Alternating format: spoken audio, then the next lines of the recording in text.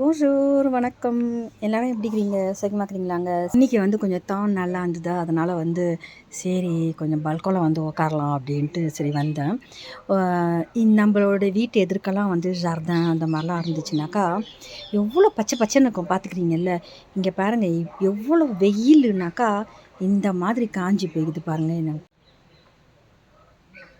பாருங்கள் என்ன மாதிரி இருக்குது பாருங்கள். தரகிற எல்லாமே வந்து அந்த அந்த பச்சை பச்சைன்னு இருந்த அந்த இதெல்லாம் இல்லை பார்த்தீங்களா?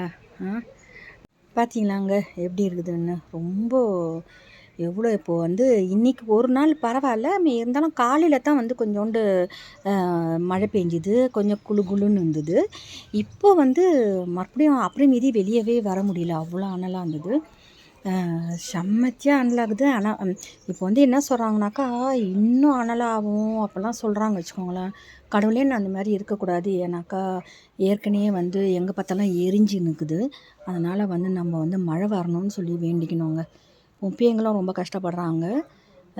ஊரும் வந்து அநியாயமாக வீணாக போயின்னுக்குது. எல்லாம் நச்சுரும் வீணாக போயின்னுக்குது. இந்த செடி மரம் கொடி எல்லாமே நெருப்பில் அழிஞ்சு போயின்னுக்குது. நம்ம வந்து வேண்டிக்கணும், மக்களுக்காகவும் வேண்டிக்கணும் நம்ம.